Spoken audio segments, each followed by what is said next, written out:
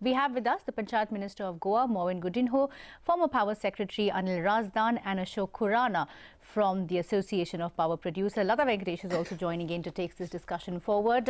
Mauvin, before I quickly toss it across to Lata, have you had any conversation with the Power Minister? He has indicated in that press conference that some states are largely on board.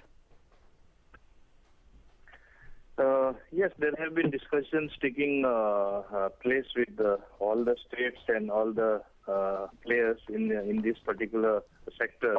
And if you know, right from the time this central government with Piyush Goyal at that point of time, a lot of things have been moving in the fast track. And I think it is a move in the right direction, though it would sound at this moment a little ambitious, just like the other reforms which have been initiated overall for the good of the country, asking the DISCOMs to be more responsible to really deliver to the people 24/7 power and not give flimsy excuses for power outages. What is wrong in this? Even if, as I say, it would to some people seem very ambitious at this moment. This government is a government of performance, meaning to put things in the fast track where it really matters to the people. Yep. So supplying power and having no power outages or having them to the bare minimal, only in genuine cases power outages are allowed. What is wrong in this sort of thinking in the central government? Mr. Godinho, it's actually very welcome, but do you think every state will pay up? I mean, will they be willing to sign on in this and say that we are ready to be penalized if we fall short on supplying power? See, right now perhaps we are in a little early stages for 100% compliance by the states and to set things on the table in a manner where actually there would be 100% delivery in this particular context. I understand that. But setting the tone and setting the stage for this thing to happen is not a bad thing. That is how I look at it. Well, I would be very glad if all state finance ministers and chief ministers are on board on this. Please stay on, Mr. Godinho. I also have two industry veterans. I would only like to say one thing. Yes. I have also been the ex-power minister, and I deeply know what are the problems involved, to what level practically that would be there, that we would as states have to surmount.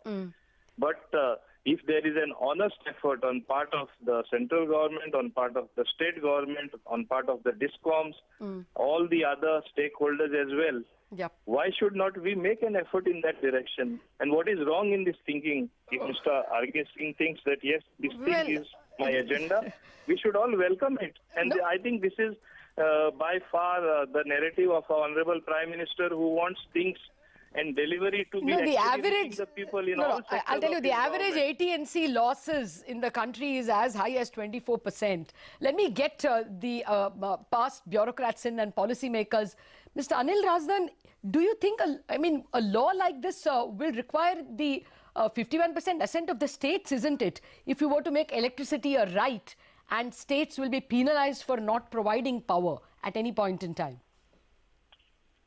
You're right that electricity is a concurrent subject, and the central government is right. And basically what they're saying is that ensuring a quality of supply, which I think is a very laudable objective, and it cannot be faulted at all. Yes. Because after all, there is no service which is not it's not really a service if it is not continuous. And if we are not having continuous power supply, then we cannot do away with inverters and generators, which must disappear because it's all wasteful investment. Yes. But I was just listening into the clips of the minister that you put in. Yes. And I think that very appropriately he has said that this is his vision. Now, if it's a vision, it's not yet a law. Yes. At least from the central side, it has to come in. It's very commendable. I don't think at the central level it will meet much opposition at all. But this will require, I think, a very strict and a very vigilant supervision and implementation, not only by the states but by the regulatory commissions. Because the governance of the sector to a large extent has passed on to the regulatory commission. Yes. And they should go beyond just mere fixing tariffs. To go very professionally into the quality of supply that the consumer is getting. Yes. Because linked to this is also the ability of DISCOMs No, Mr. Razdan. to buy power. Exactly. That's the so point I that was much coming power. to. So You know, if they even the come out last, before the Uday scheme was put into operation, the losses were running to 2 lakh crores or thereabouts, Yes. which of course the states assumed responsibility for a large part. Do you think they will have the finances, all the 30 plus states will have the finances to guarantee this? And vision, the statement, the Power Minister also said that it is March 2019, which is, 14 months away. That's not a very long time for the states to gear up. See, I'm glad that he's setting deadlines, and I think in a statement he also said that a roadmap has been prepared. So hopefully, if the roadmap has been prepared, some serious thought and consultation with the states has gone about. But this will require, operational efficiency to come in, because after all, what did the Uday scheme do essentially? It passed on the financial liabilities of the DISCOMs to the state governments. Operationally, if they do not improve, then I think we can forget about cutting out the DISCOM losses. Okay, I agree with you. We Yeah. have to, one or two points that I'd like to make is that the T&D losses you said has to come down, but the T&D network has to improve within this time. And states have to be open, I think, to privatize or penalize whoever is not performing. There is to be no ideology in this that, private or public sector performance. Absolutely. No, Whoever is more efficient, if that is the objective of the government, it is very, very laudable. Yeah. So No, we have Mr. to- Razdan, the this is minister a has law and also order talked issue. of separation of carrier and content. Oh, no, of course. I guess, the right answers are all known. But law and order is an issue. We are actually suffering for about 20 to 24% of power theft in many states. And you can't mandate that there shall be no theft. You have to put that into effect. Mr. Khurana, do you think it's really feasible, sir? Right to electricity for everyone by March 2019? So my idea is there would be operational difficulties, but it's a feasible idea. See, earlier we had supply side constraints. Today, luckily, with 300 gigawatt of power Yes. and insufficient power lying in the country, we have no supply side constraints Yes. except for the last mile connectivity, I'll Yes. say, which is being handled by Saubhagya and other Deen Dayal Upadhyaya Yojana. So you have adequate funds. States have no excuse Yep. not to give power to all citizens. In fact, Act also provides for it. Universal service obligation is provided. Yes. It has not been implemented by the regulator. If you recall Minister's interview about 3-4 days back, Economic Times, where he said he's also mandating one more thing, a tariff will be fixed as per the Uday targets. Okay. As on today, in the private distribution systems, regulators are fixing tariffs on basis of multi-year loss control, Okay. which they are not following up with the states. Okay. If they had done their job 2 years earlier, Okay. then the entire burden is not falling on consumer for what you are calling theft and loss, Okay. but is going to fall either on the states Exactly. or on the utilities finances direct. That is the Now, point, sir. I fully agree with you Yeah. that looking at the historical background, everyone will be cynical.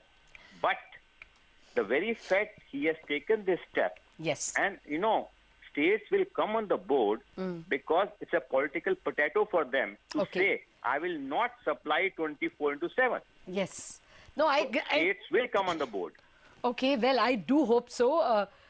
Just a final sentence answer from you, Mr. Godinho. March 2019, feasible electricity for all? Mandatorily? See, one has to always factor in so many things while actually making an announcement or saying something. And I'm sure the Honorable Power Minister has factored every aspect that the negatives that are there in actually making this thing happen. But having said that, as I said, this government is perhaps more ambitious to deliver fast to the people. Okay. In spite of the almost insurmountable difficulties that would arise, because it's not just looking at one thing. Is one simple thing I will tell you. We have to do completely try and cut down the power thefts that are taking place. You have to cut down the T&D losses.